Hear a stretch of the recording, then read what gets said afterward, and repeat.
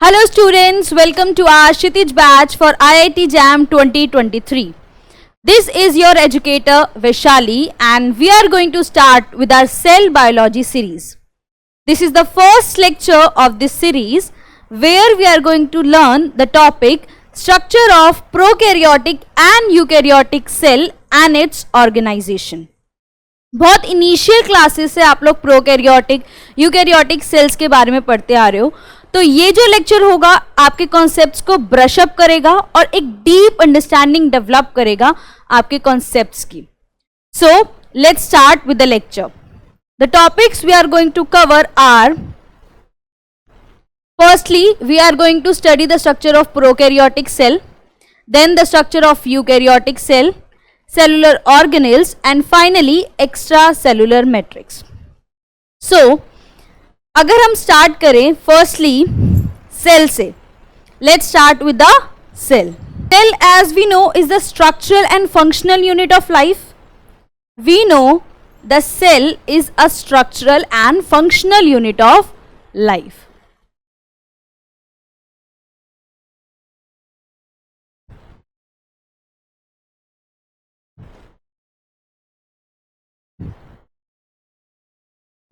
Functional unit of life.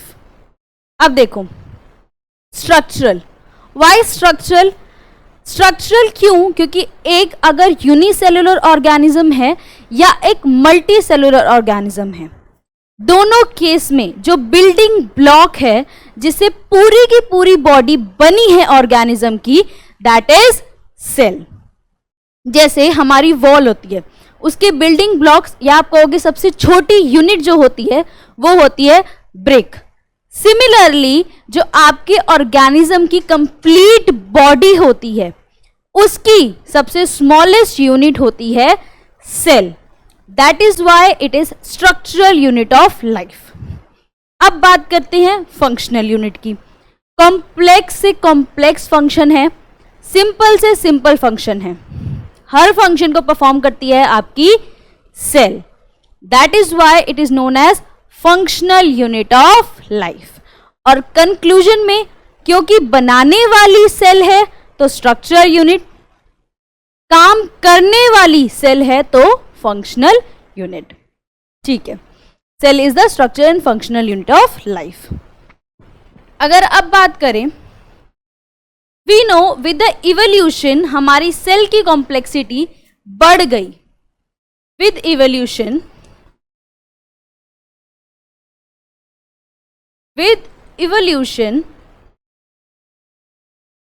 cell complexity increased. This is a simple statement कि evolution के साथ आपकी cell की जो कॉम्प्लेक्सिटी है वो बढ़ गई. तो मैं यहाँ कौन सी कॉम्प्लेक्सिटी की बात कर रही हूं? मैं यहाँ पे बात कर रही हूं स्ट्रक्चरल कॉम्प्लेक्सिटी की. स्ट्रक्चरल कॉम्प्लेक्सिटी की कि इवोल्यूशन के साथ जो आपकी सेल है वो स्ट्रक्चरली और ज्यादा एडवांस हो गई, उसके स्ट्रक्चर में एडवांसमेंट आई, कॉम्प्लेक्सिटी आई. हमारे पास initially we had prokaryotic cell. Initially we had prokaryotic cell, primitive cells. Evolution के साथ, with the evolution, this primitive cell changed to advanced cell, that is eukaryotic cell. With the evolution, your prokaryotic cell advanced and formed eukaryotic cell. तो मैं इससे एक statement conclude कर सकती हूं. एक स्टेटमेंट जो मैं कंक्लूड कर सकती हूं, that is eukaryotic cell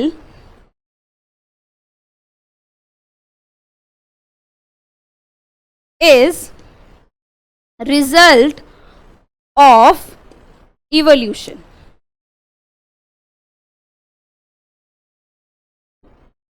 eukaryotic cell is result of evolution. ठीक है, पर क्या मैंने स्टेटमेंट जो बोली that is to be proved, उसके कुछ एविडेंस होने चाहिए। क्यों बोला कि यूकैरियोटिक सेल इवोल्यूशन से आई है? तो कुछ एविडेंसेस जो इस स्टेटमेंट को सपोर्ट करते हैं, एविडेंसेस जो आपकी इस स्टेटमेंट को सपोर्ट करते हैं, लेट्स सी दोस। अगर आप ध्यान से देखो प्रोकैरियोटिक और यूकैरियोटिक सेल को, प्रोकैरियोटिक और यूकैरियोटिक सेल को ध्यान से देखो तो आपको पता चलेगा दोनों की जेनेटिक लैंग्वेज सेम है। प्रोकैरियोटिक और यूकैरियोटिक सेल दोनों की जेनेटिक लैंग्वेज सेम है। दोनों में DNA is the genetic material, DNA is the genetic material, that is genetic language same है। सेकेंडली अगर आप देखो कि कुछ स्ट्रक्चरल सिमिलैरिटीज हैं, स्ट्रक्चरल सिमिलैरिटीज हैं, जैसे for example plasma membrane, prokaryote and eukaryote both are having the plasma membrane, और प्लाज्मा मेम्ब्रेन का स्ट्रक्चर भी सेम है, made up of phospholipids and proteins, तो ये भी तो एक सिमिलैरिटी है। Next is structural similarity.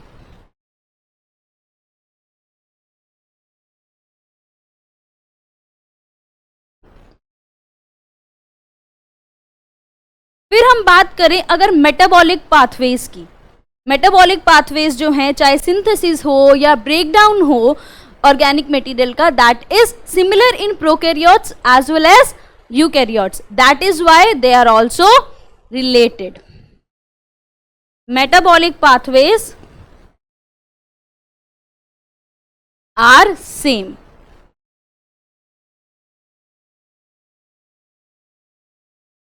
तो मैंने एक स्टेटमेंट बोली थी कि eukaryotic cell is the result of evolution, और उसको सपोर्ट करते हुए मैंने आपको 3 एविडेंसेस भी दे दिए कि जेनेटिक लैंग्वेज सेम है, स्ट्रक्चरल सिमिलैरिटी है, मेटाबॉलिक पाथवेज भी सेम है। तो मैंने स्टार्ट कहां से किया था कि इवोल्यूशन के साथ एडवांसमेंट आई, स्ट्रक्चरल कॉम्प्लेक्सिटी आई। तो अगर मैं कंक्लूड करना चाहूं, मैं कंक्लूड करूंगी based on cell size and cell structure complexity, based on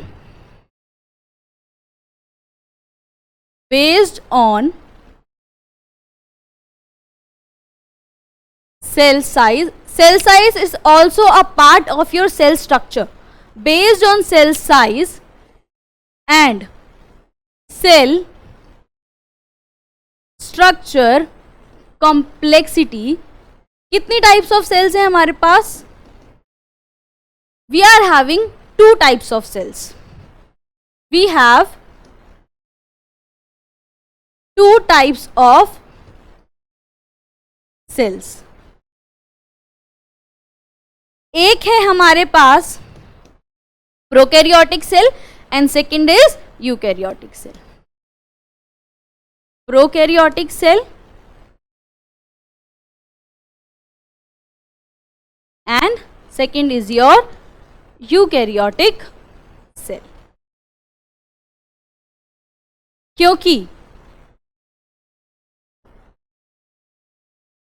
क्योंकि आपकी प्रोकैरियोटिक सेल प्रिमिटिव सेल है, एंशिएंट सेल है, तो वो क्या है? स्ट्रक्चरली सिंपल है. स्ट्रक्चरली सिंपल है. And for that we have our bacteria.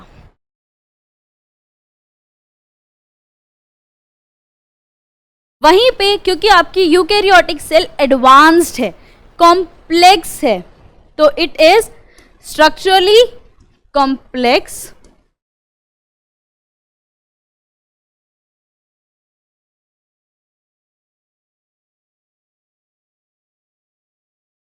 and includes your protist, fungi, plants, animals.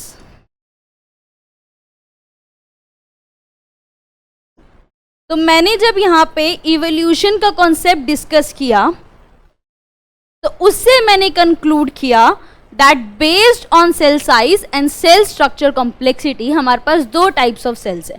Prokaryotic cell जो स्ट्रक्चरली सिंपल है and that includes your bacteria. Eukaryotic cell जो स्ट्रक्चरली कॉम्प्लेक्स है that includes protist, fungi, plants and animals. तो अब हम one by one prokaryotic and eukaryotic cells को cover करेंगे.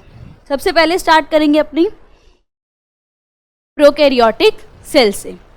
ठीक है, अब हम इसके नाम से स्टार्ट करेंगे. सबसे पहले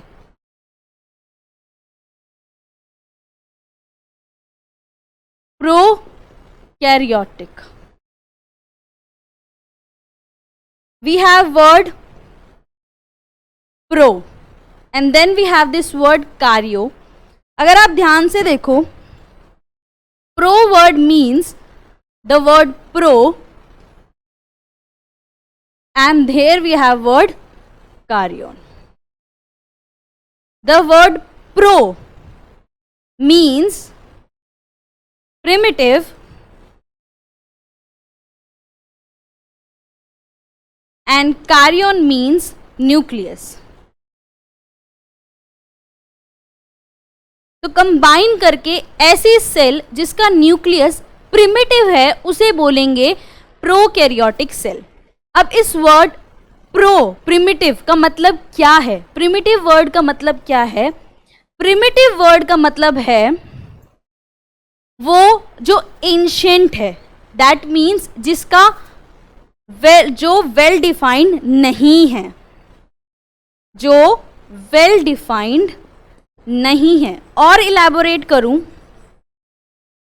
तो ऐसा न्यूक्लियस जिसकी demarcation, that means boundaries clear नहीं है, that is primitive nucleus. I am repeating, ऐसा न्यूक्लियस जिसकी बाउंड्रीज क्लियर नहीं है, कंप्लीटली वेल डिफाइंड नहीं है, दैट इज प्रिमिटिव न्यूक्लियस. तो आप क्या क्या पता चलता है आपको इससे? क्या क्या पता चलता है आपको प्रोकैरियोटिक सेल के बारे में? That well defined nucleus is absent. Well defined nucleus is absent. Absence of well defined nucleus. अच्छा ठीक है, न्यूक्लियस की बाउंड्रीज नहीं है, न्यूक्लियस वेल डिफाइंड नहीं है. अगर न्यूक्लियस की बाउंड्रीज नहीं है तो क्या साइटोप्लाज्म और न्यूक्लियर रीजन में सेपरेशन होगा? नहीं. No separation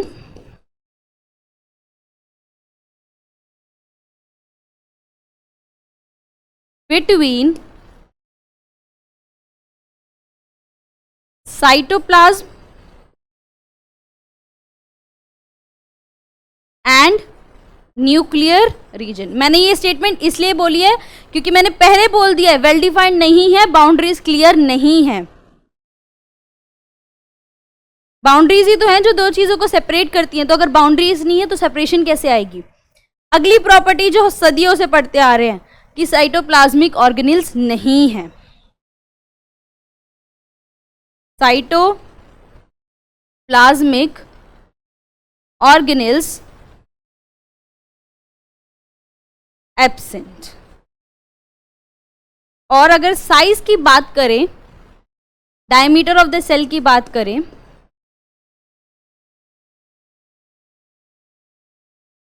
that is 1 micrometre. So the general properties prokaryotic cell की क्या है? Absence of well defined nucleus, no separation between cytoplasm and nuclear region, cytoplasmic organelles absent, and diameter of the cell is approximately 1 micrometer. So this is the structure of your prokaryotic cell. This is the structure of your prokaryotic cell.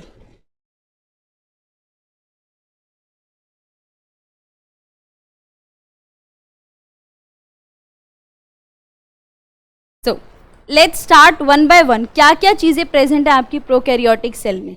सबसे पहले we have capsule. ध्यान से देखो, this portion जो outer most layer आपको दिख रही है, दिस इज ऑफ कैप्सूल. सो अगर हम स्टार्ट करें फर्स्टली वी हैव कैप्सूल. क्या देखा आपने फिगर से? It is the outer most covering of a prokaryotic cell. Outermost covering of your prokaryotic cell.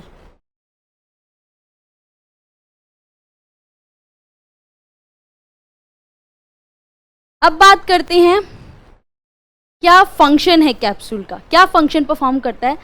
Function perform करता है water retention,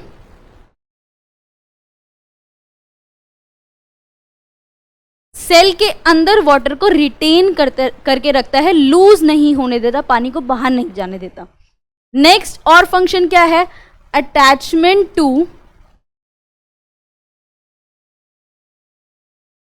nutrients and different surfaces. आपका कैप्सूल हेल्प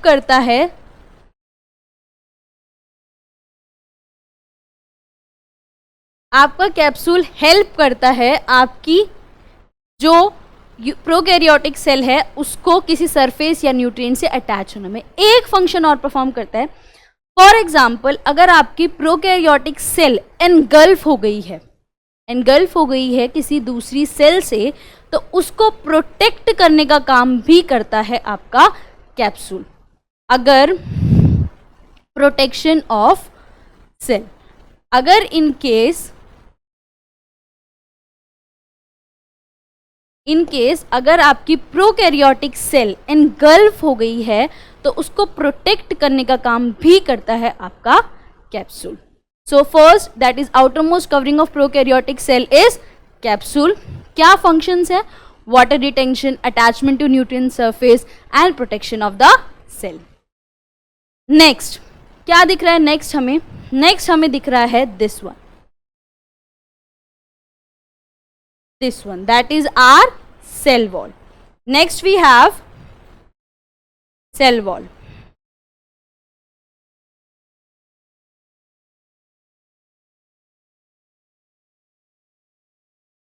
अगर हम cell wall की बात करें, it is also outer covering, it is also the outer covering of prokaryotic cell. अब क्या फंक्शन है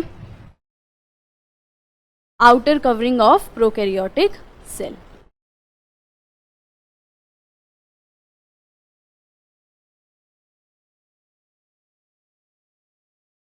क्या फंक्शन परफॉर्म करती है सेल वॉल? आपकी जो प्रोकैरियोटिक सेल है उसको स्ट्रेंथ देती है, मैकेनिकल सपोर्ट देती है, रिजिडिटी देती है. Provides support and strength to the cell. It provides strength and support to the cell. So the next outer covering of prokaryotic cell is cell wall, which provides support and strength to the cell. Next we have our plasma membrane. इसमें एक part रह गया, that our cell wall is made up of peptidoglycan. Cell wall is made up of peptidoglycan. Peptido means proteins, glycan means polysaccharides. तो जो आपकी cell wall है, that is a complex of proteins and polysaccharides. So next we have to talk about plasma membrane.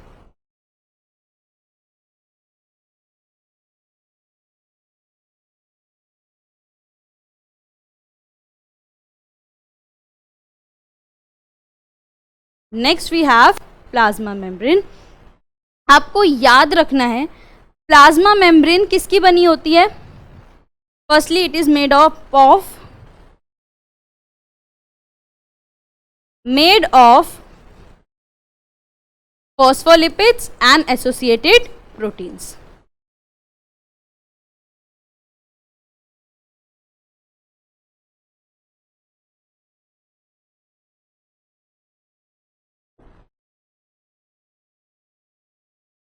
It is made up of phospholipids and associated proteins.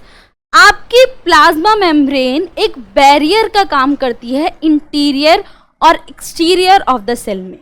अब ध्यान से पहले सुनिए, forms a barrier between interior and exterior of cell. देखो, जो आपकी cell wall होती है ना, वो पोरस होती है, सभी सब्सटेंसेस को पास करने देती है, लेकिन जो आपकी प्लाज्मा मेम्ब्रेन होती है वो सिलेक्टिवली परमिएबल होती है। किस चीज़ों को क्रॉस करने देती है, कुछ को नहीं। इस तरह से वो एक बैरियर का काम करती है, बैरियर का काम करती है, कंट्रोल करती है कि कौन से मॉलिक्यूल्स जो हैं वो अंदर बाहर कर सकते हैं सेल से। तो आप कह सकते हो कि प्लाज्मा मेम्ब्रेन सेपरेट करती है एक्सटीरियर और इंटीरियर ऑफ द सेल को। It is selectively permeable.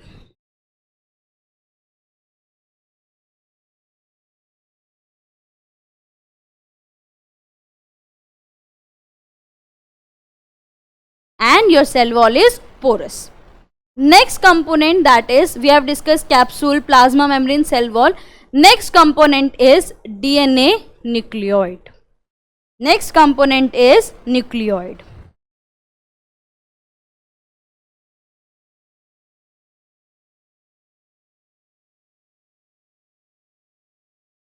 Nucleoid वो रीजन है, क्योंकि हमें पता है कि प्रोकैरियोटिक सेल में न्यूक्लियस नहीं है, तो न्यूक्लियोइड वो रीजन है सेल का जहां पे आपका जेनेटिक मटेरियल प्रेजेंट है।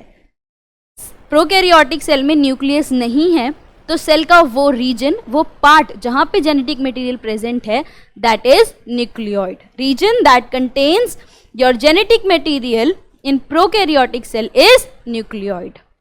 Reason that contains genetic material। तो बात हो रही है जेनेटिक मटेरियल की, जेनेटिक मटेरियल के बारे में भी यहीं डिस्कस कर लेते हैं। कैसा जेनेटिक मटेरियल प्रेजेंट है आपका प्रोकैरियोटिक सेल में? प्रोकैरियोटिक सेल में कैसा जेनेटिक मटेरियल प्रेजेंट है? सिंगल सर्कुलर क्रोमोसोम, एक ही क्रोमोसोम है, वो भी सर्कुलर। तो जेनेटिक मटेरियल कैसा है? Single circular chromosome.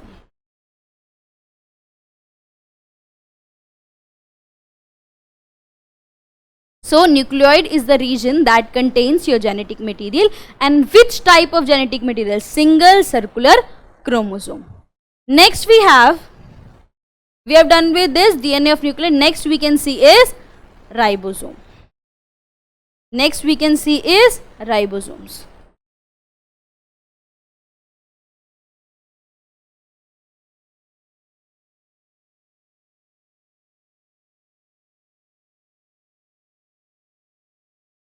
Ribosome as we know are 70S in case of our prokaryotic cell. और क्या काम है? प्रोटीन फैक्ट्री है, प्रोटीन सिंथेसिस कराते हैं। 70S फंक्शन है प्रोटीन सिंथेसिस। और उसी के साथ आपको एक चीज और याद रखनी है कि प्रोकैरियोटिक सेल में अप्रोक्सीमेटली 30,000 राइबोसोम्स हैं। अप्रोक्सीमेटली 30,000 राइबोसोम्स हैं, जिसकी वजह से जो साइटोप्लाज्म है वो ग्रैनुलर दिखता है। क्योंकि राइबोसोम्स इतनी ज़्यादा क्वांटिटी में है, तो आपका साइटोप्लाज्म जो है ग्रैनुलर दिखता है। तो ribosomes in case of prokaryotic cell are 70S, which are involved in protein synthesis, and there are approximately 30,000 ribosomes in a prokaryotic cell. Next, flagellum, pilus for the movement, and cytoplasm where different components are present. तो हमने जो discuss किए हैं different components of a prokaryotic cell, वो क्या हैं? Firstly capsule, it is the outer most covering of prokaryotic cell and it helps in water retention, attachment of nutrients and to different surfaces and protection of the cell. Cell wall की बात करें, outer covering of prokaryotic cell, it is made up of peptidoglycan, provides support and strength to the cell. Plasma membrane, it is made up of phospholipids and associated proteins. It forms a barrier between interior and exterior of the cell. It is selectively permeable. Nucleoid, region that contains genetic material. Single circular chromosome is present as a genetic material. Ribosome is 70S, involved in protein synthesis, and approximately 30,000 ribosomes are present. So this is the component or parts of your prokaryotic cell. The next we have to start with our eukaryotic cell. Similarly start करेंगे, नाम से start करते हैं, eukaryotic cell.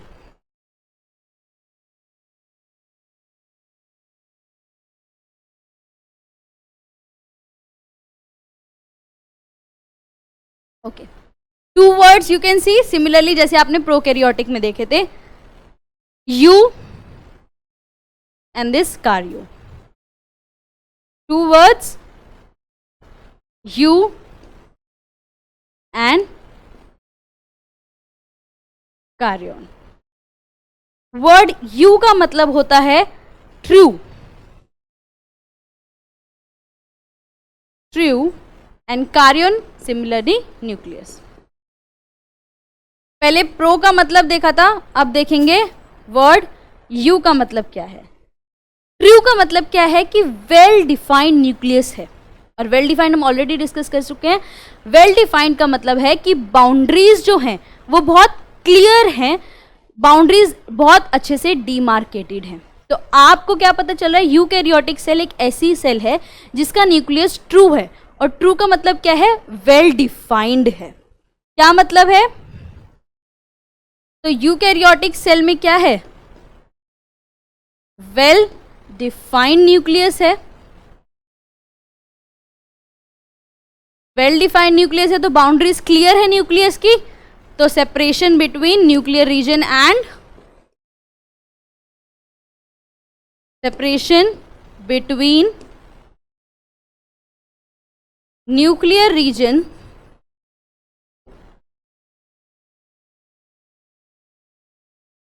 and cytoplasm. Structurally complex है, और अगर हम diameter of cell की बात करें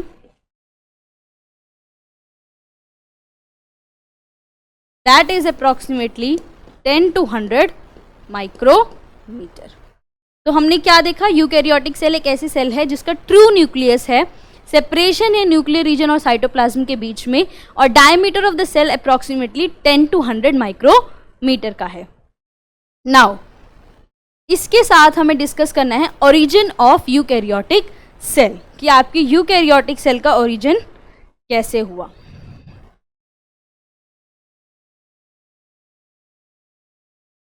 Origin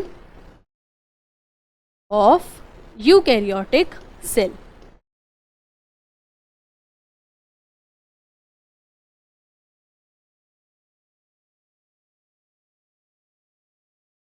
ओके, तो थ्योरी जो एक्सप्लेन करती है आपका origin of eukaryotic cell, that is endosymbiosis theory.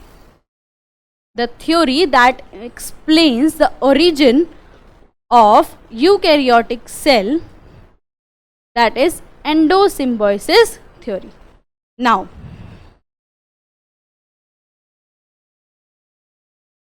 endo means inside. endo word का मतलब होता है inside, and symbiosis as we know is a mutual relationship जहाँ पे दोनों को फायदा हो.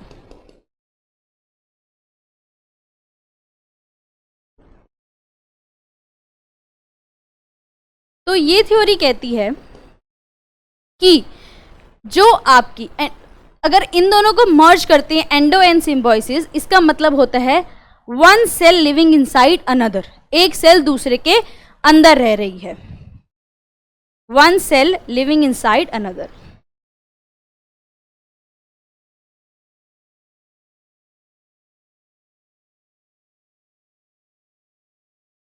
नाउ ये थ्योरी क्या स्टेट करती है, ये थ्योरी स्टेट करती है कि जो आपके यूकैरियोटिक ऑर्गेनेल्स हैं, यूकैरियोटिक सेल में जो ऑर्गेनेल्स है, इसी के साथ हमने एक पॉइंट मिस कर दिया यहाँ पे, that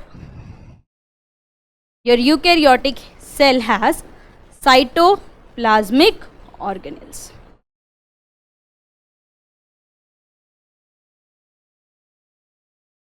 Cytoplasmic organelles are present. So coming back to endosymbiotic theory. Endosymbiotic theory कहती है कि जो आपके यूकैरियोटिक ऑर्गेनेल्स हैं वो आपके प्रोकैरियोटिक सेल से बने हैं. रिपीटिंग अगेन, जो आपके यूकैरियोटिक ऑर्गेनेल्स हैं वो प्रोकैरियोटिक सेल से बने हैं.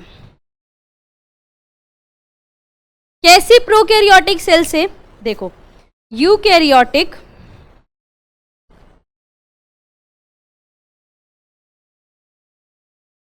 Just a minute please. देखो, eukaryotic organelles are formed from, यही स्टेटमेंट बोली मैंने, eukaryotic organelles are formed from prokaryotic cells. अब कैसी प्रोकैरियोटिक सेल्स? दैट लिव्ड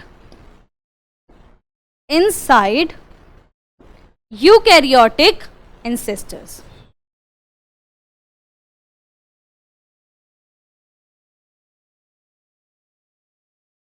ये कहता है कि जो आपके यूकैरियोटिक ऑर्गेनेल्स हैं वो प्रोकैरियोटिक सेल से बने हैं, और ऐसी प्रोकैरियोटिक सेल्स जो यूकैरियोटिक एंसेस्टर्स में रहती थी.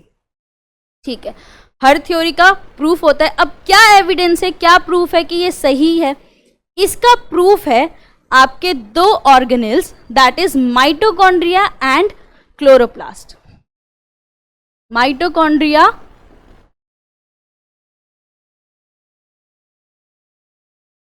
एंड क्लोरोप्लास्ट, ये आपके एंडोसिम्बायोटिक थ्योरी को सपोर्ट करते हैं. कैसे? देखो, सपोर्ट इस तरह से करते हैं कि माइटोकॉन्ड्रिया और क्लोरोप्लास्ट के फीचर्स जो हैं वो आपके प्रोकैरियोटिक सेल से मिलते हैं. जैसे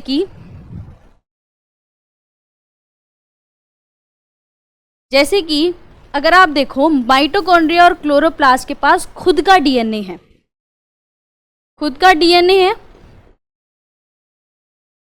और उनके राइबोसोम्स भी सेम हैं, सिमिलर हैं आपके प्रोकैरियोटिक सेल से. Ribosomes similar to prokaryotic cell. ठीक है, खुद का डीएनए, राइबोसोम सिमिलर है प्रोकैरियोटिक सेल से. एंड और एविडेंसेस जो इसको सपोर्ट करते हैं वो हैं, ये जब रिप्रोड्यूस करते हैं, reproduce like bacteria by dividing into two.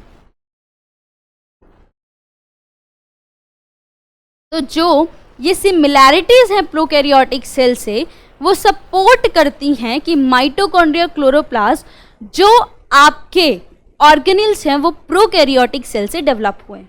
ठीक है, ये एविडेंसेस आ गए कि they are similar to prokaryotic cell, और ये हमारी थ्योरी को सपोर्ट करते हैं. कौन सी सेल से बने, कौन सी प्रोकैरियोटिक सेल से बने हैं? जो माइटोकॉन्ड्रिया और क्लोरोप्लास्ट हैं वो आपके यू बैक्टीरिया से बने हैं. Mitochondria and chloroplast are formed from you bacteria. देखो, कौन सी यू बैक्टीरिया से? अब जो आपका माइटोकॉन्ड्रिया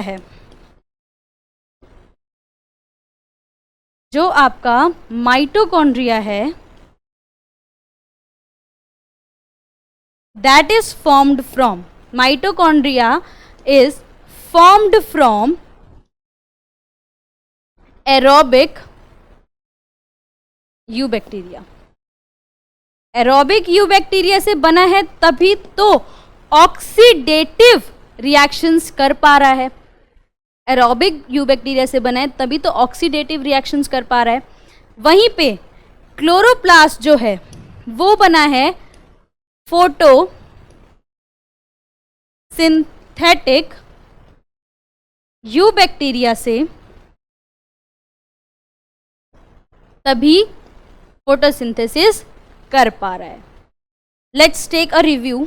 हमने पढ़ा ओरिजिन ऑफ यूकैरियोटिक सेल हमारा एंडोसिम्बायोसिस थ्योरी बताती है। एंडो मतलब अंदर, सिम्बायोसिस मीन्स म्यूचुअल रिलेशनशिप, एक दूसरे को फायदा। तो जब हमने एंडो और सिम्बायोसिस को कंबाइन किया, दैट फॉर्म्स एक सेल दूसरे के अंदर रह रही है और दूसरे को सपोर्ट कर रही है। तो statement states eukaryotic organelles are formed from prokaryotic cell that lived inside eukaryotic ancestors. कुछ प्रोकैरियोटिक सेल्स यूकैरियोटिक एंसेस्टर्स के अंदर जाके रहने लग गई और वो सेल्स जो प्रोकैरियोटिक सेल्स थी वो ऑर्गेनेल्स में बदल गई। ठीक है, स्टेटमेंट तो आ गई। क्या प्रूफ है? क्या प्रूफ है कि ये ऑर्गेनेल्स जो हैं वो प्रोकैरियोटिक सेल से ही बने हैं? तो उसको प्रूफ करते हैं हमारे दो ऑर्गेनेल्स, माइटोकॉन्ड्रिया और क्लोरोप्लास्ट। क्या एविडेंसेस अगर आप देखो तो माइटोकॉन्ड्रिया और क्लोरोप्लास्ट के पास खुद का डीएनए है, just like our prokaryotic cell. फिर जब राइबोसोम्स की बात करें, राइबोसोम्स जो आपके माइटोकॉन्ड्रिया और क्लोरोप्लास्ट में है वो भी सिमिलर हैं आपके प्रोकैरियोटिक सेल से। थर्डली, जब आपके माइटोकॉन्ड्रिया और क्लोरोप्लास्ट रिप्रोड्यूस करते हैं at the time of cell division, तो वो बैक्टीरिया की तरह रिप्रोड्यूस करते हैं, दो सेल्स में डिवाइड हो जाते हैं, दो पार्ट्स में डिवाइड हो जाते हैं। तो ये एविडेंसेस प्रूव करते हैं कि जो आपके ऑर्गेनेल्स हैं वो प्रोकैरियोटिक सेल से बने हैं। अब कौन सी प्रोकैरियोटिक सेल से बने हैं? बने हैं यूबैक्टीरिया से। माइटोकॉन्ड्रिया बना है एरोबिक यूबैक्टीरिया से एंड क्लोरोप्लास्ट बना है फोटोसिंथेटिक यूबैक्टीरिया से। सो अब हमने जब यूकैरियोटिक सेल पढ़ा, हमने पढ़ा दैट आर यूकैरियोटिक सेल, हमें पता है it is more complex and advance cell. इसमें वेल डिफाइंड न्यूक्लियस है, सेपरेशन है न्यूक्लियर रीजन का एंड साइटोप्लाज्म का, diameter is approximately 10 to 100 micrometre, cytoplasmic organelles present है। और फिर हमने पढ़ा origin of eukaryotic cell is defined by endosymbiosis theory. So now we will summarise, जो अब तक हमने प्रोकैरियोटिक यूकैरियोटिक सेल के बारे में पढ़ा उसको एक समराइजेशन देंगे। हम सिमिलैरिटीज और डिससिमिलैरिटीज डिस्कस करेंगे प्रोकैरियोटिक और यूकैरियोटिक सेल में। सो let's start with that. Okay, this is the entire eukaryotic cell.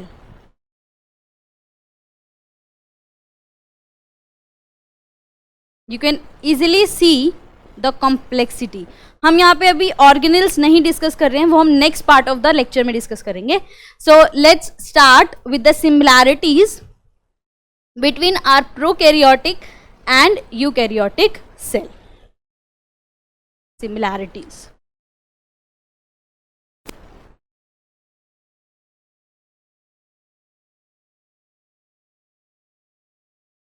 तीन सिमिलैरिटीज तो ऑलरेडी जब मैं एविडेंस बता रही थी तब बता चुकी हूँ। क्या सिमिलैरिटीज हैं प्रोकैरियोटिक और यूकैरियोटिक सेल में? पहली, जेनेटिक लैंग्वेज सेम है दोनों में। जेनेटिक लैंग्वेज सेम है दोनों में। स्ट्रक्चरल सिमिलैरिटीज हैं, दैट इज हमने डिस्कस किया, that is plasma membrane. Structural similarities हैं। And third similarity which we discussed was metabolic pathways. जैसे आप ग्लाइकोलिसिस TCA साइकिल देखो, that are same in prokaryotes as well as eukaryotes. ठीक है, next आओ, क्या सिमिलैरिटी है? अगर आप देखो ट्रांसक्रिप्शन, ट्रांसलेशन, ध्यान से सुनना प्लीज, ट्रांसक्रिप्शन ट्रांसलेशन का मैकेनिज्म सेम है prokaryote as well as eukaryote. मैं मैकेनिज्म की बात कर रही हूँ, अभी मैं लोकेशन की बात नहीं कर रही हूँ, ना मैं राइबोसोम की बात कर रही हूँ, मैं सिर्फ मैकेनिज्म की बात कर रही हूँ कि ट्रांसक्रिप्शन और ट्रांसलेशन का मैकेनिज्म सेम है। क्या सिमिलैरिटी है? Transcription translation mechanism. इसी के जैसे फोटोसिंथेसिस का जो मैकेनिज्म है वो भी सेम है, फोटोसिंथेसिस मैकेनिज्म।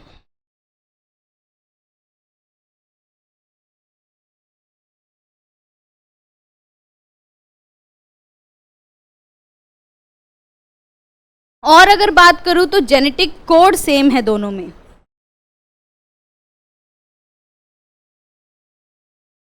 तो प्रोकैरियोटिक और यूकैरियोटिक सेल की जेनेटिक लैंग्वेज सेम है, स्ट्रक्चरल सिमिलैरिटीज है, मेटाबॉलिक पाथवे सिमिलर है जैसे glycolysis, TCA cycle, transcription translation के मैकेनिज्म सेम है, फोटोसिंथेसिस का मैकेनिज्म सेम है, जेनेटिक कोड सेम है।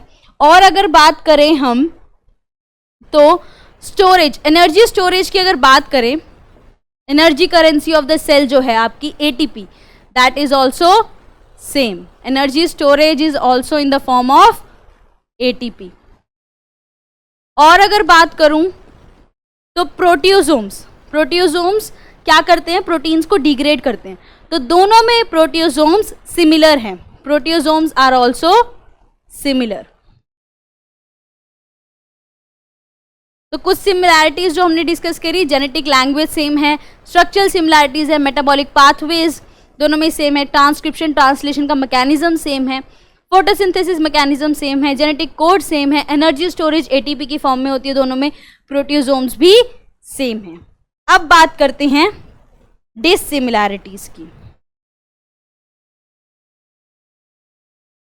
अब बात करते हैं कुछ डिसिमिलैरिटीज की।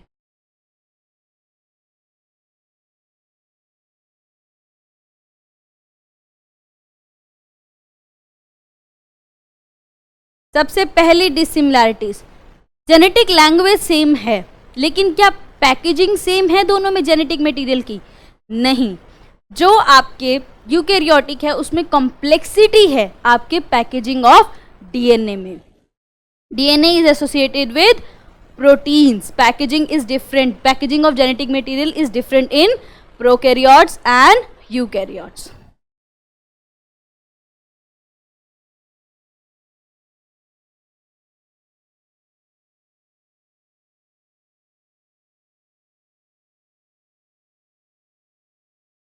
साइटोप्लाज्मिक ऑर्गेनेल, साइटोप्लाज्मिक ऑर्गेनेल्स क्या करते हैं, आपके साइटोप्लाज्म को कंपार्टमेंट्स में डिवाइड करते हैं। तो आप कह सकते हो डिफरेंट कंपार्टमेंट्स जो आपके यूकैरियोटिक सेल में प्रेजेंट है वो आपके प्रोकैरियोटिक सेल में नहीं है। साइटोप्लाज्मिक ऑर्गेनेल्स आर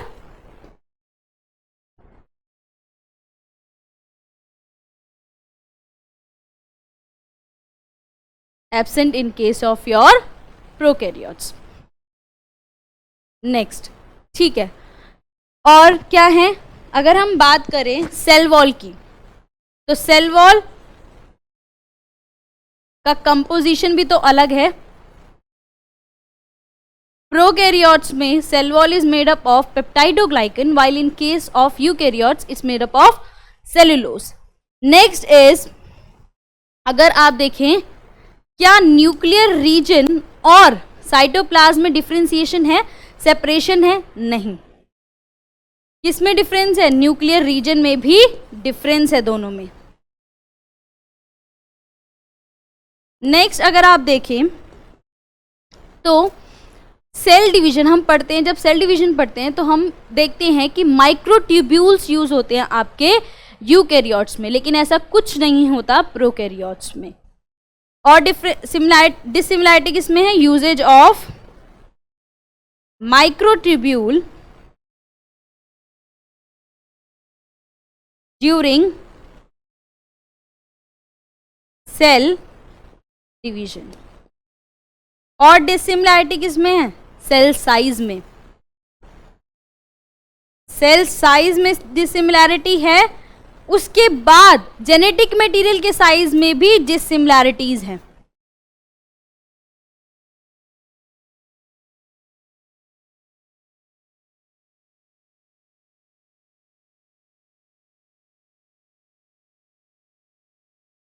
डिसिमिलैरिटीज किस बेसिस है?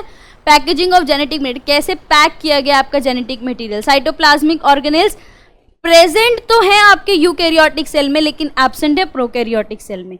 सेल वॉल कंपोजिशन की बात करें, in prokaryotes it is made up of peptidoglycan, in case of eukaryotes it's formed of cellulose. Nuclear region, boundaries, nuclear envelope that is present in case of eukaryote and absent in case of your prokaryotes.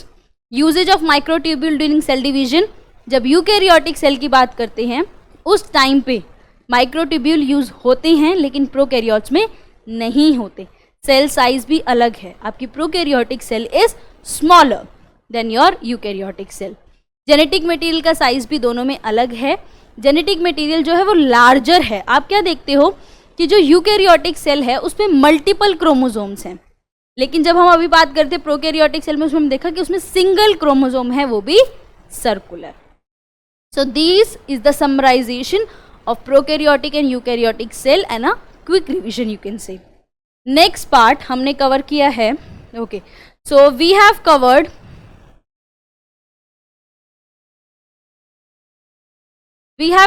the structure of prokaryotic eukaryotic cell. Now we are going to start with cellular organelles. We are going to start with cellular organelles. Okay. Cellular organelles discuss करेंगे हम। सबसे पहले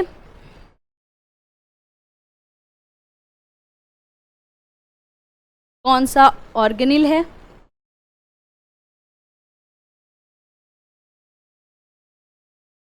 क्या feature है,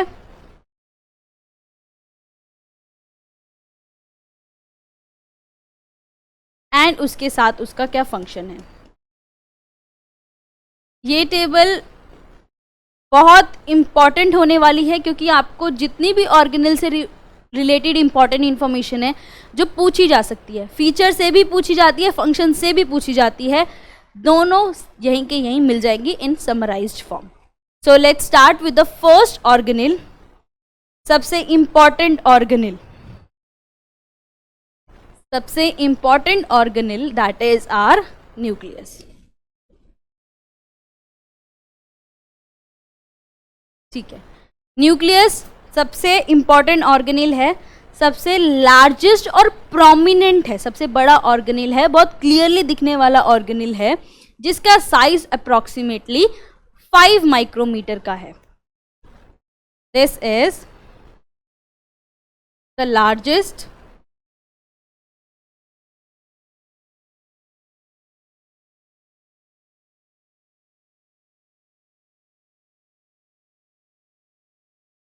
one second please.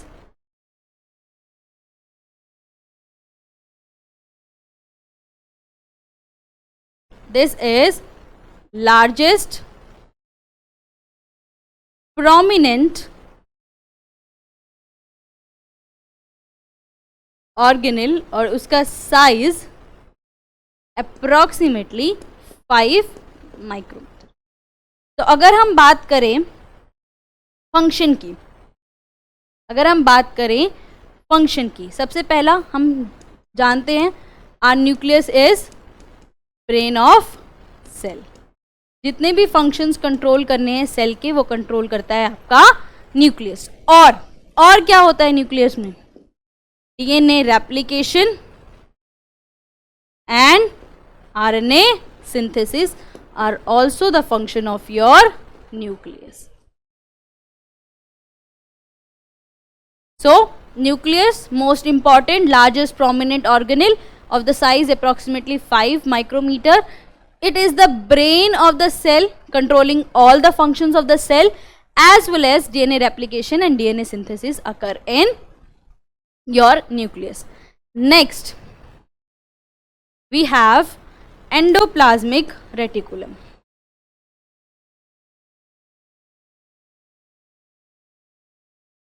पहले हम discuss कर लेते हैं, फिर हम टेबल को फिल करेंगे। एंडोप्लाज्मिक रेटिकुलम के बारे में डिस्कस करते हैं हम।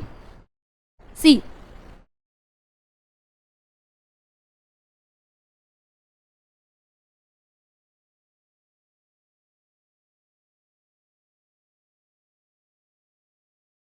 Okay, endo means endo word का मतलब होता है इनसाइड, अंदर, ठीक है, ये आ गया inside. Plasmic, cytoplasm. Reticulum word का मतलब होता है नेटवर्क। तो अगर आप तीनों वर्ड्स को मिलाओ, एंडो, साइटोप्लाज्म, नेटवर्क को मिलाओ, तो क्या कंक्लूड करोगे कि एक नेटवर्क है जो आपके साइटोप्लाज्म के अंदर प्रेजेंट है। अब किस चीज का नेटवर्क है? It is a network of membranes, network of it is the network of membranes inside the cytoplasm.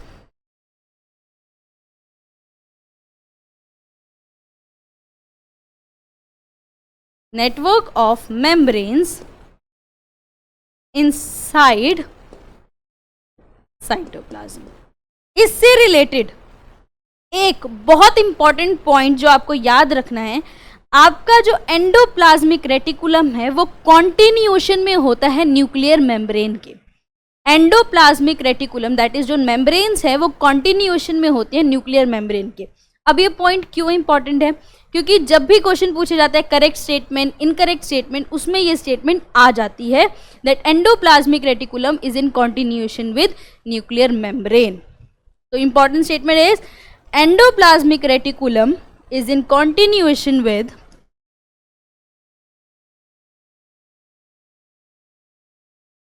endoplasmic reticulum is in continuation with nuclear membrane. Okay, so endoplasmic reticulum network है membranes का जो cytoplasm में present है, और endoplasmic reticulum continuation में होता है nuclear membrane के।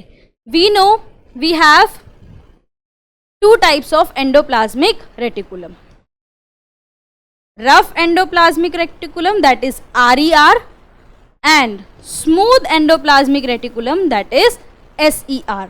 रफ क्यों है? क्योंकि उस पे राइबोसोम्स प्रेजेंट है। रफ क्यों है? क्योंकि इस पे राइबोसोम्स प्रेजेंट हैं। तो राइबोसोम प्रेजेंट है तो क्या फंक्शन होगा? Protein synthesis. और स्मूथ क्यों है? क्योंकि राइबोसोम्स एब्सेंट है, और राइबोसोम्स एब्सेंट है तो ऑब्वियसली प्रोटीन सिंथेसिस तो करेगी नहीं। क्या करती है? Lipid synthesis. So endo means inside, plasmic means cytoplasm, reticulum means network। क्या है? नेटवर्क है मेम्ब्रेन का जो साइटोप्लाज्म के अंदर प्रेजेंट है। किसके कॉन्टिन्यूएशन में? न्यूक्लियर मेम्ब्रेन की कॉन्टिन्यूएशन में। दो टाइप की है, RER rough endoplasmic reticulum and smooth endoplasmic reticulum. Rough क्यों है? क्योंकि जो सरफेस है वो रफ दिखाई देता है, that is because of the presence of ribosomes. और क्या काम है? प्रोटीन सिंथेसिस का काम है। SER लिपिड सिंथेसिस में रोल प्ले करती है। So let's fill the table. क्या फीचर है आपका एंडोप्लाज्मिक रेटिकुलम का? Network of membrane in cytoplasm, network of membrane in cytoplasm. क्या फंक्शन है? फंक्शन भी देख लिया। Function is protein and lipid synthesis,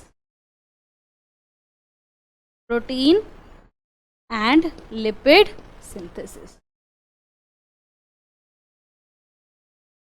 obviously अगर प्रोटीन और लिपिड का सिंथेसिस कराएगी तो उनको ट्रांसपोर्ट भी करेगी, अपने पास तो रखने ही लेगी ना, तो एक रोल ये भी है।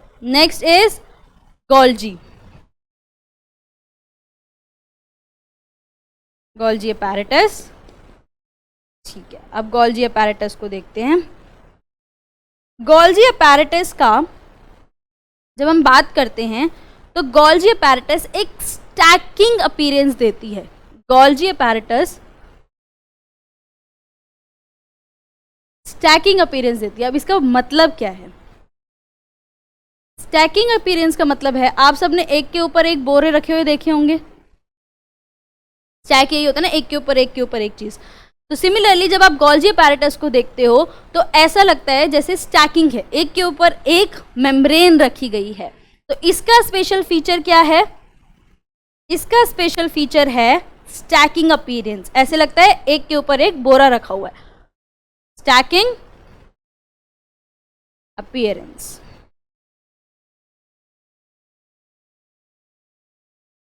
एंड जो आपका फंक्शन है गोल्जी अपैरेटस का, बहुत बार क्वेश्चन पूछा जाता है फंक्शन का, प्लीज याद रखना है कि गोल्जी अपैरेटस का जो फंक्शन है that is modification.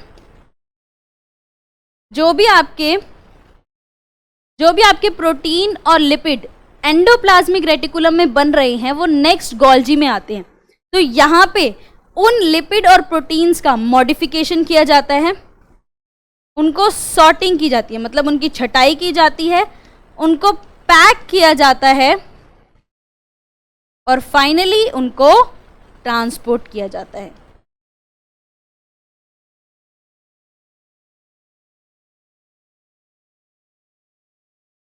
Of protein and lipids.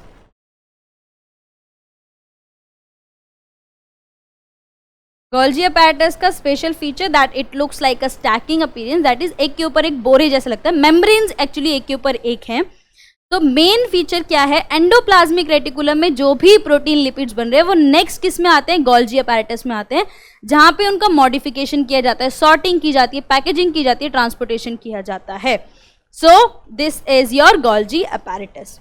Next we have lysosomes.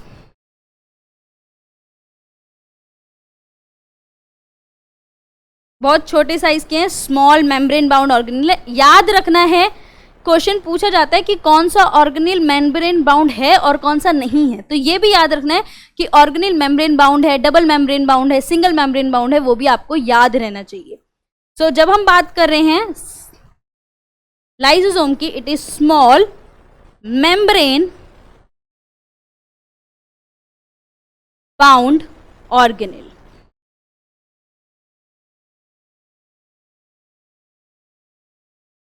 Small membrane bound organelle क्या फंक्शन है? इसका रोल है ऑटोफैगी और फैगोसाइटोसिस में। ऑटोफैगी और फैगोसाइटोसिस, खुद की सेल को डाइजेस्ट करना। ऑटो मीन्स खुद की सेल को डाइजेस्ट करना, ऑटो मीन्स सेल्फ। तो जब खुद की सेल को डाइजेस्ट कर देता है तो ऑटोफैगी। फैगोसाइटोसिस मीन्स अगर बाहर से सेल ने किसी चीज को इंगल्फ किया है और उसको डाइजेस्ट कर रहा है, then it is phagocytosis. Repeat कर रही हूं, ऑटो मीन्स सेल्फ, अगर खुद की सेल को डाइजेस्ट कर रहा है तो वो ऑटोफैगी है। फैगोसाइटोसिस अगर बाहर से सेल ने कुछ लिया है और उसका डाइजेशन कर रहा है, देन इट इज फैगोसाइटोसिस। तो आपका लाइसोसोम जो है स्मॉल मेम्ब्रेन बाउंड ऑर्गेनेल है जिसका फंक्शन ऑटोफैगी और फैगोसाइटोसिस में होता है। नेक्स्ट वी हैव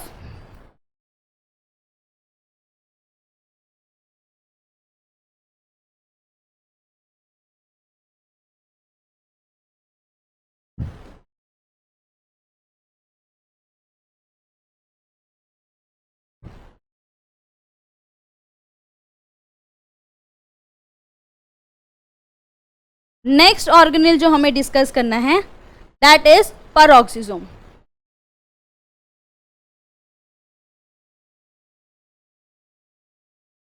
पैरोक्सिसोम भी स्मॉल मेम्ब्रेन बाउंड ऑर्गेनेल है, लेकिन पैरोक्सिसोम का क्वेश्चन जो होता है ना वो मेनली तब आता है जब आप match the following type questions देखते हो ना, कि 4 ऑप्शन है, मैच करो और फाइनली सिलेक्ट करो।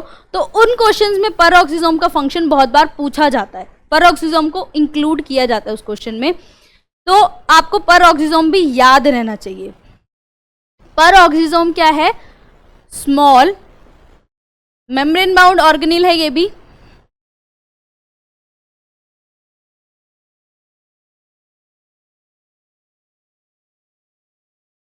और जब फंक्शन की बात करूंगी तो ऑक्सीडेटिव रिएक्शंस जो हैं, ऑक्सीडेटिव रिएक्शंस जो हैं वो आपकी पैरोक्सिसोम में होती हैं। इसी के साथ मुझे नेक्स्ट बताना है आपको, दैट इज माइटोकॉन्ड्रिया।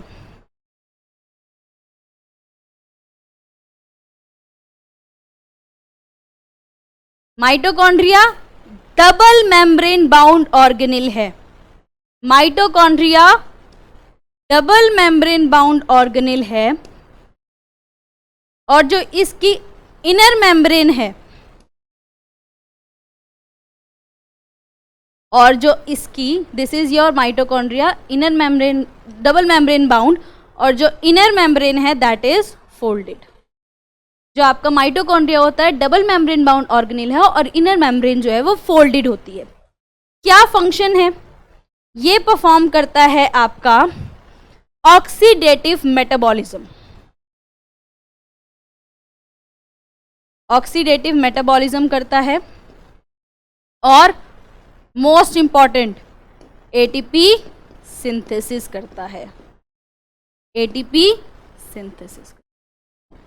इसी से माइटोकॉन्ड्रिया और क्लोरोप्लास्ट अभी हमने डिस्कस किया है कि प्रोकैरियोट से रिलेटेड है। तो माइटोकॉन्ड्रिया से आया हमारा chloroplast. Chloroplast is also double membrane bound. Function तो ऑब्वियसली पता ही है सबको, क्या फंक्शन है?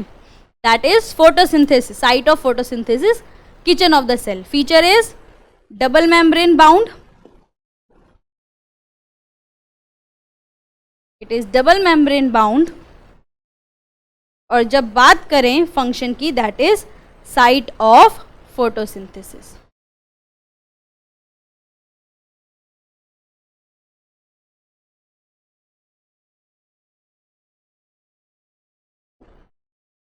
So, peroxisome, mitochondria, chloroplast. Next organelle we have to discuss is ribosomes. Ribosome का एक बहुत अच्छा फीचर है जो पूछा जाता है।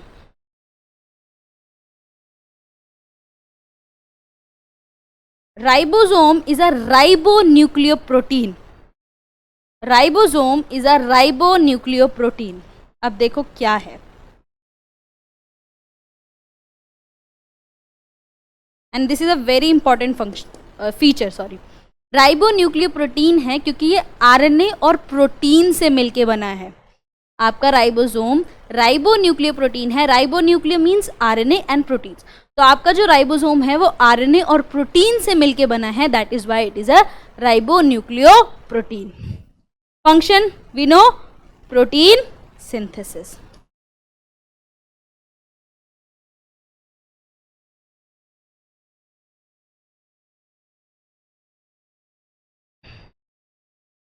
Peroxisome, mitochondria, chloroplast, ribosomes. Next we have vacuole. vacuole का फीचर पता है कि बहुत लार्ज होता है, सेंट्रल होता है आपका प्लांट सेल में, large central in case of your plant cell, लेकिन in case of animal cell बहुत स्मॉल होता है। Large central in case of plant cell.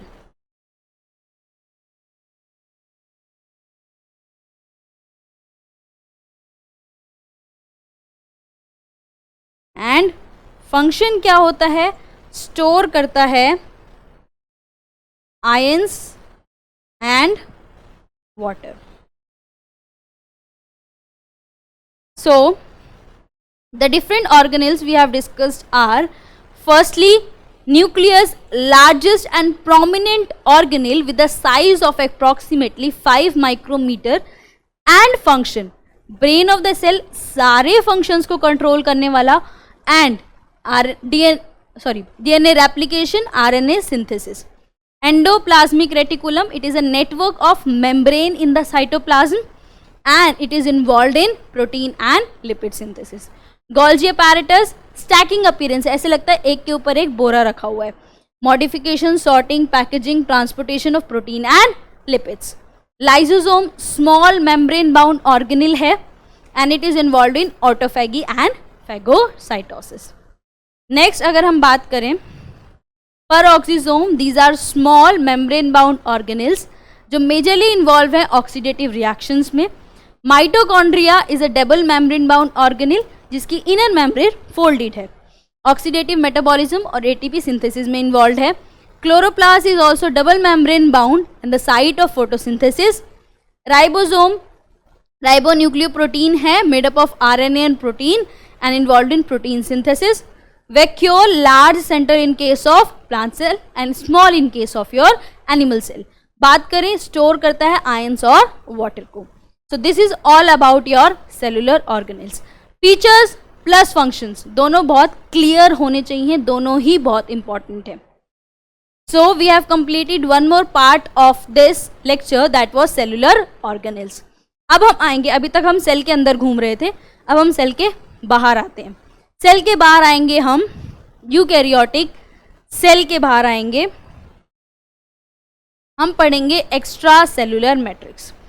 देखो आपने पढ़ा कि जो आपकी प्लांट सेल है उसके अराउंड होती है सेल वॉल, तो एनिमल सेल के लिए एनिमल सेल को जो सराउंड करके रखता है वो होता है आपका extra cellular matrix, that is extra cellular matrix.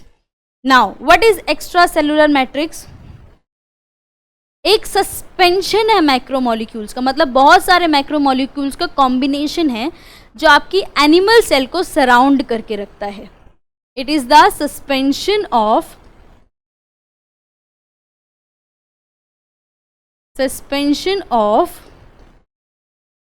Macromolecules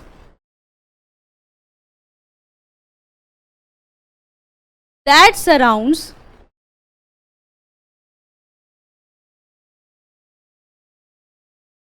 animal cell।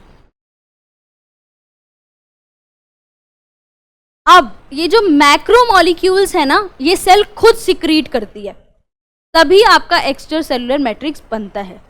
Macromolecules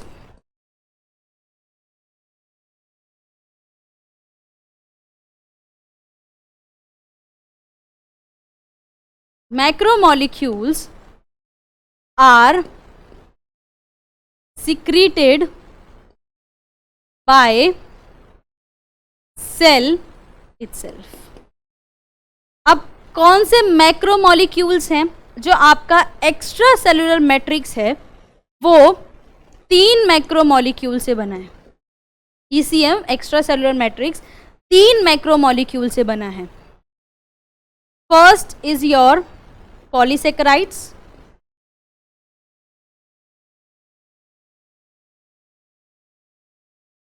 next is your structural proteins,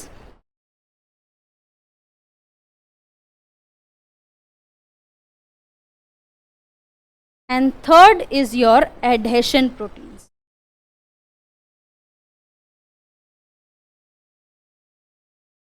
So extracellular matrix is a suspension of micromolecules that surrounds an animal cell। Tissues और cell को surround करके रखता है। Macromolecules खुद cell secrete करती है। 3 macromolecules हैं, polysaccharide, structural protein, adhesion protein. अब हमें एक्स्ट्रा सेलुलर मैट्रिक्स जो होता है वो अलग अलग टाइप्स के होते हैं। एक्स्ट्रा सेलुलर मैट्रिक्स जो है वो अलग अलग टाइप्स का होता है, और ये जो टाइप जनरेट होते हैं वो क्यों जनरेट होते हैं? क्योंकि इन तीनों का जो अमाउंट है और क्वालिटी है वो वेरी करती है। Polysaccharide, structural protein, adhesion protein की जो क्वांटिटी है और क्वालिटी है, टाइप है और जो अमाउंट है, वो दोनों वेरी करते हैं। इसलिए जो एक्स्ट्रा सेलुलर मैट्रिक्स है वो भी डिफरेंट टाइप्स का होता है। अब हम स्टार्ट करते हैं। जैसे आप बेसमेंट मेम्ब्रेन की बात करो, that is also a extra cellular matrix. Basement membrane is also a type of extracellular matrix। तो हम इनके कंपोनेंट से स्टार्ट करेंगे। सबसे पहला है हमारा polysaccharide. First we have polysaccharide.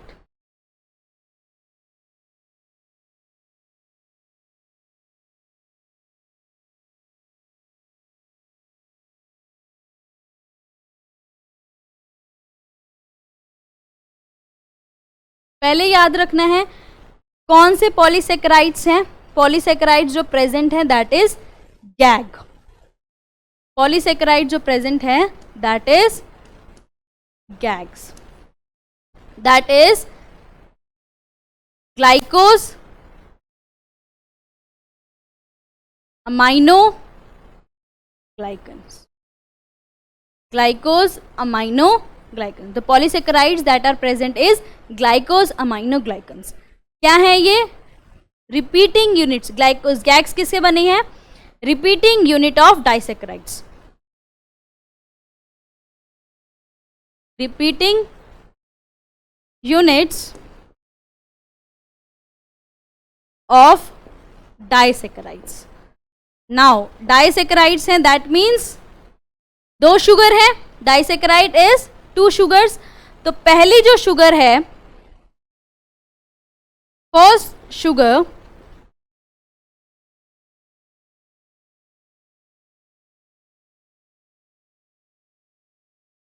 या तो एन, पहली जो शुगर है या तो एन एसिटाइल ग्लूकोजमाइन है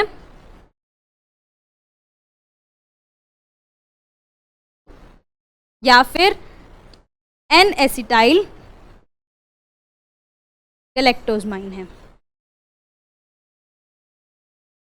एन एसिटाइल ग्लूकोजमाइन है या फिर एन एसिटाइल गैलेक्टोजमाइन है. सेकेंड शुगर जो होती है वो या तो ग्लूकोयूरोनिक एसिड है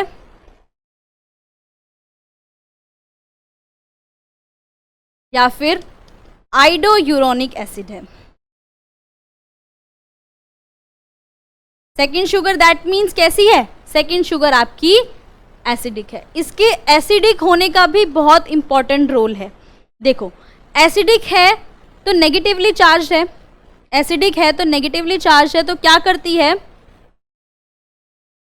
ट्रैप करती है पॉजिटिव आयंस को, और ये पॉजिटिव आयन क्या करते हैं?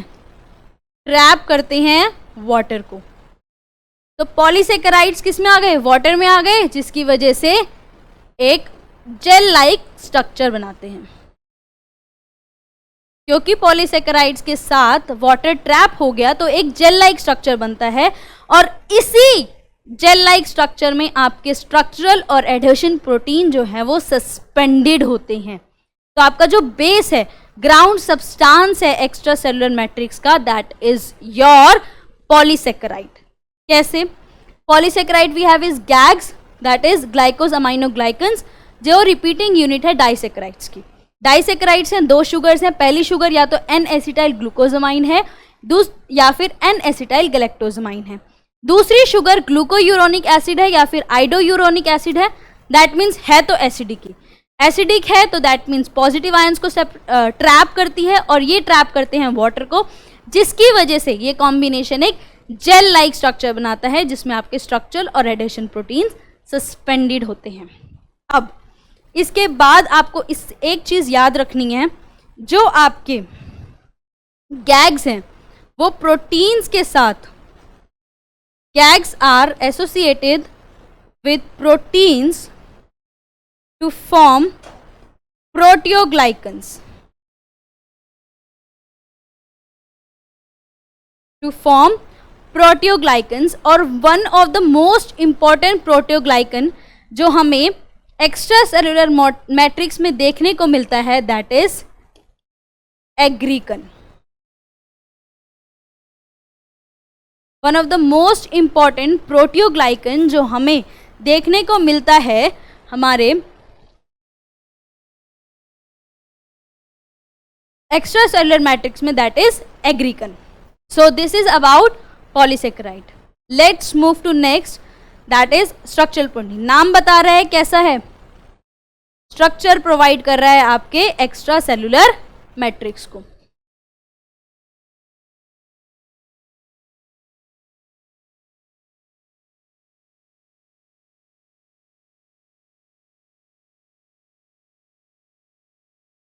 Structural protein is providing the structure to your extra cellular matrix. इसके लिए आपको टू इम्पॉर्टेंट, मोस्ट इम्पॉर्टेंट जो स्ट्रक्चर प्रोटीन है, that is collagen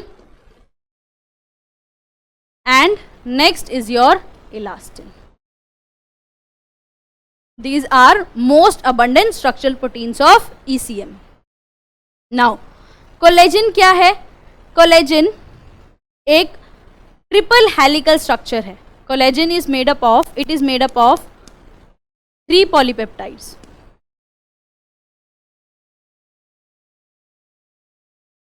collagen is made up of 3 polypeptides जो आपस में वाउंड होती हैं और ट्रिपल हेलिकल स्ट्रक्चर बनाती हैं.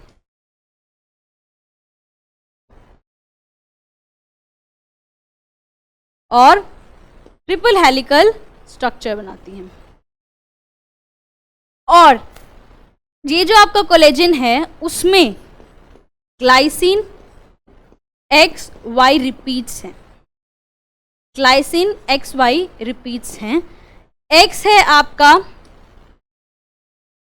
प्रोलीन और वाई है आपका हाइड्रोक्सी प्रोलीन.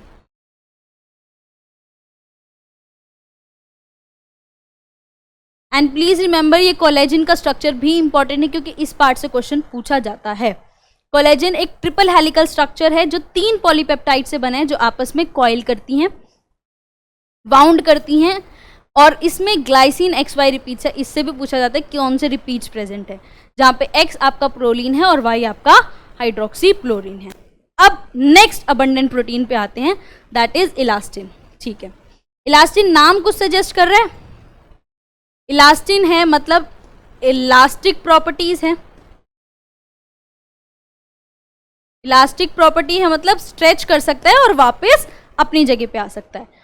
तो ये जो प्रोटीन हम बात कर रहे हैं इलास्टिन, ये उन सेल्स के पास होता है जिनके पास स्ट्रेचिंग एबिलिटी है. जिन सेल्स को स्ट्रेच करना है वहां पे आपका इलास्टिन प्रोटीन्स होता है एक्स्ट्रा सेलुलर मैट्रिक्स में. सेल्स दैट स्ट्रेच, उस केस में होता है elastin. Structural proteins, we have 2, collagen and elastin. Collagen is made up of 3 polypeptide that wound around each other and form a triple helical structure with glycine XY repeats. X is proline and Y is hydroxyproline. Next is elastin. Elastic property है मतलब stretch कर सकता है, तो उन cells में पाया जाता है जहाँ पे stretching की ज़रूरत होती है. Next, this was about structural protein. Next part है adhesion proteins. Next part is your adhesion proteins. Adhesion word suggest कि कुछ जोड़ने वाला है, कनेक्ट करने वाला है. adhesion word का मतलब होता है वो जो कनेक्ट करे. तो ये एक नाम क्या सजेस्ट कर रहा है? ये वो प्रोटीन है जो मैट्रिक्स के कंपोनेंट से एक दूसरे को कनेक्ट करते हैं. ये connect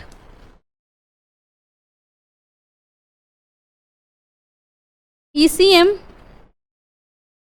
components to one another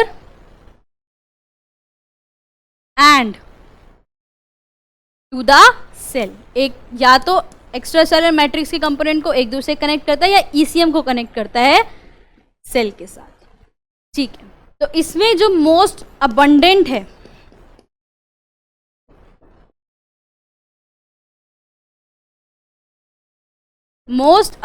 है वो है आपका फाइब्रोनेक्टिन.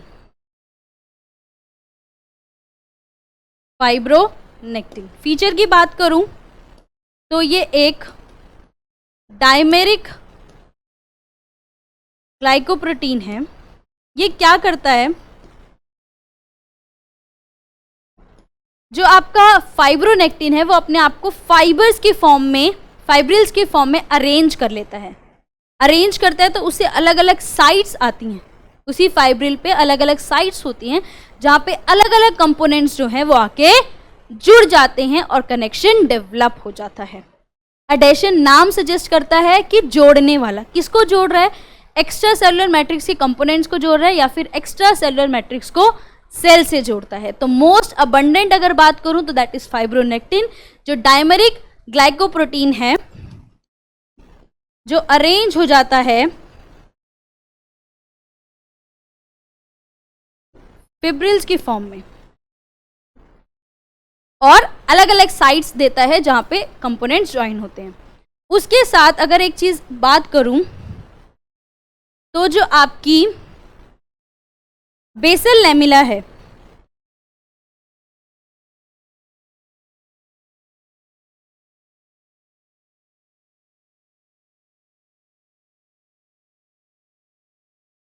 अगर बेसल लैमिला की बात करूं तो उसमें जो मोस्ट अबंडेंट एडहेशन प्रोटीन है that is laminin, that is laminin.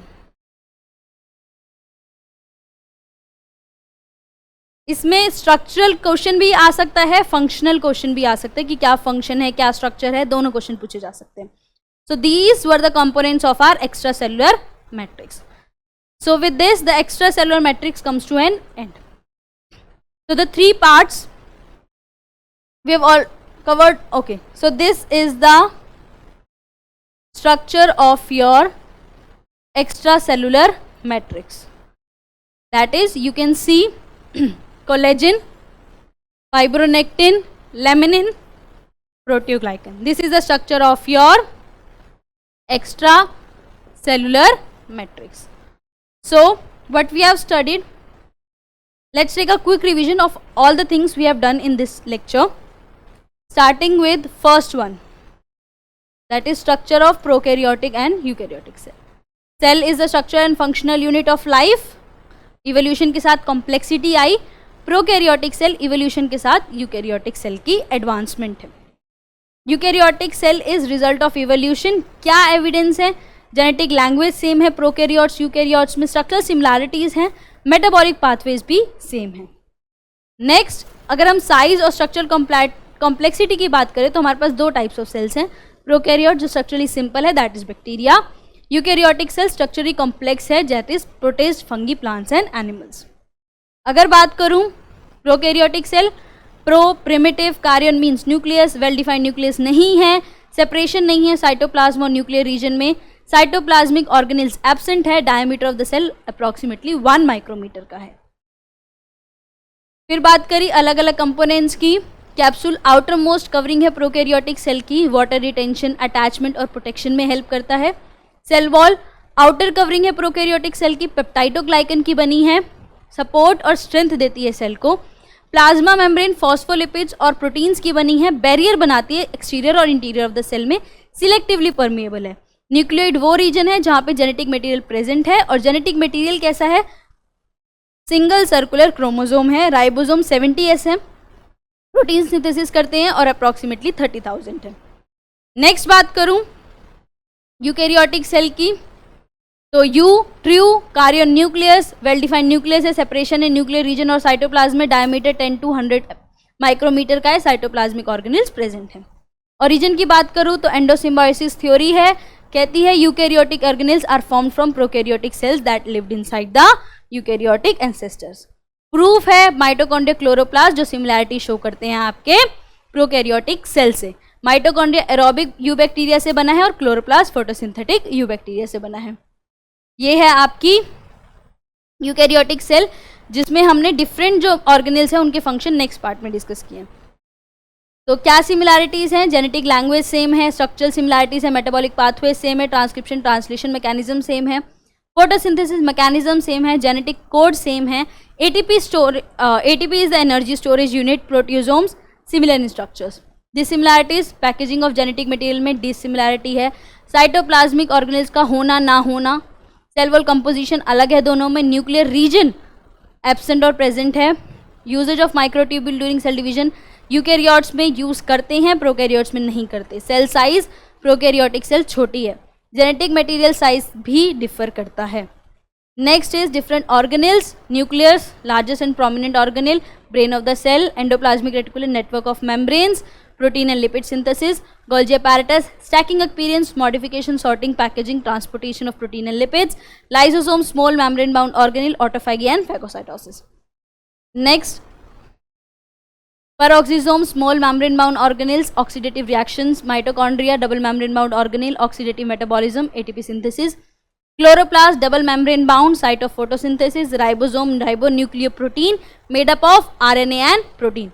Protein synthesis. Vacuole, large central in plant cell, function stores ions and water. Then we came to extracellular matrix, suspension of micromolecules, जो आपके plant cell के बाहर है. क्या करता है? Surround करता है आपके एनिमल सेल को. 3 कंपोनेंट्स हैं. Polysaccharide, structural protein, adhesion protein. Polysaccharide base है, ग्राउंड मटेरियल है जिसमें प्रेजेंट होते हैं आपके components. Gags polysaccharides is gags जो मिलके प्रोटीन के साथ मिलके बनाते हैं प्रोटियोग्लाइकन्स. उसके बाद फर्स्ट शुगर डाइसेकेराइड है क्योंकि फर्स्ट शुगर है एन एसिटाइल ग्लूकोसामाइन या फिर N acetyl galactosamine. Second sugar जो है दैट इज ग्लूकोरिक एसिड और iduronic acid. Structural protein 2 main structural proteins है, कोलेजन और इलास्टिन. कोलेजन 3 पॉलीपेप्टाइड्स है, ट्रिपल हेलिकल स्ट्रक्चर बनाता है. ग्लाइसिन XY रिपीट्स हैं. इलास्टिन इलेक्ट्रिक प्रॉपर्टी के लिए है जो उन सेल्स में होता है जहाँ पे इलेक्ट्रिक प्रॉपर्टी चाहिए हमें. फिर हमारे पास एडेशन दैट मीन्स जोड़ने वाला. कौन सा? मोस्ट अबंडेंट फाइब्रोनेक्टिन है और बेसल लेमिना में बात करूँ तो लेमिनिन है. So with this the concepts are done. Let's start with PYQs. I will suggest pause the video, do it yourself and then come back for the explanation. Questions are very easy, general basic questions. The glycosylation of proteins occurs in. Now, अगर आप ध्यान से सोचो तो glycosylation जो है वो एक मॉडिफिकेशन है प्रोटीन की. ग्लाइकोसाइलेशन जो है वो एक मॉडिफिकेशन है प्रोटीन की, और मैं बहुत क्लियरली मेंशन कर चुकी हूँ मॉडिफिकेशन कौन से ऑर्गेनेल में होती है. क्या ग्लाइकोक्सिजोम्स में होती है? नहीं. लाइसोसोम्स में होती है? नहीं. गोल्जी एपैरेटस में होती है? Yes. Modification of protein and lipids is done in your Golgi apparatus. Plasma membrane incorrect. Next question we move. Which of the following eukaryotic cellular components carries out intercellular degradation during autophagy. Clearly जो table है उसमें autophagy mention की है कि कौन से organelle का काम है autophagy. Nucleus no. Golgi bodies no. Ribosomes no. It is lysosome. एक रिवाइज भी कर लेते हैं. Nucleus controlling all the functions जहाँ पे आपका DNA रेप्लिकेशन होता है, RNA सिंथेसिस होता है. गोल्जी बॉडीज की बात करूँ तो मॉडिफिकेशन होता है, पैकेजिंग होता है, ट्रांसपोर्टेशन होता है प्रोटीन्स और लिपिड्स का. Ribosomes is your protein factory. So we have lysosome जिनका काम है डिग्रेडेशन का. Next question. Which of the following molecules in synthesize in smooth endoplasmic reticulum. ये भी बहुत क्लियरली मेंशन किया है. स्मूथ है तो कौन सा काम करेगी? लिपिड नहीं. ग्लूकोज नहीं. फॉस्फोलिपिड. फॉस्फोलिपिड का सिंथेसिस कराएगी. पोस्ट ऑफिस है involve in processing, packaging and distribution. Process भी करेगा, मॉडिफिकेशंस कर रहा है, पैकेजिंग भी करेगा, डिस्ट्रीब्यूशन कर. ये सारे फंक्शन है इस पोस्ट ऑफिस के. क्या फंक्शन है? पैकेजिंग करना, प्रोसेसिंग करना, डिस्ट्रीब्यूशन करना. अगर ये सारे फंक्शंस लिए जाएं तो ये किस सेलुलर ऑर्गेनेल की बात कर रहा है? क्लियरली मेंशन किया प्रोसेसिंग, पैकेजिंग, डिस्ट्रीब्यूशन. मॉडिफिकेशन करना, पैकेज करना, डिस्ट्रीब्यूशन करना किसका काम है? गोल्जी बॉडीज का. Next question. Which of the following is not a component of endomembrane system of eukaryotic cell. मतलब कौन सी ऐसी 4 ऑप्शंस में से कौन है जो एंडोमेम्ब्रेन सिस्टम का पार्ट नहीं है? तो endoplasmic reticulum obviously it is the membrane in the cell itself, तो ये भी पार्ट है. गोल्जी एपैरेटस भी है, लाइसोसोम्स भी हैं. The only option is peroxisome. So peroxisome is not a part of your endomembrane system. Endomembrane system है membranes जो सेल के अंदर प्रेजेंट हैं. तो ER, Golgi and lysosome all 3 are part of your endomembrane system. Next we have which of the following is not true. Okay. These questions are very important क्योंकि कई बार क्या होता है हम हड़बड़ाहट में होते हैं एग्जाम्स में और हम ध्यान से पढ़ते ही नहीं कि हमसे पूछा क्या गया है. यहाँ पे बहुत क्लियरली मेंशन है नॉट ट्रू, मतलब आपको इनकरेक्ट स्टेटमेंट बताना है. Prokaryotes are unicellular organisms. Okay. Eukaryotes can be multicellular और यूनिसेलुलर, ये भी ठीक है. Prokaryotic cell lack nucleus, prokaryotic cell में न्यूक्लियस नहीं होता लेकिन यूकैरियोटिक सेल में होता है। फाइन, ठीक है। Eukaryotic cell are evolutionary more ancient.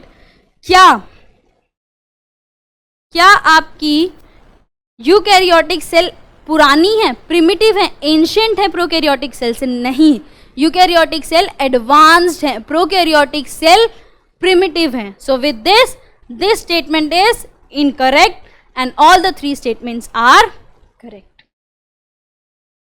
So this is all about this lecture. I hope I was able to make you understand this. Thank you very much.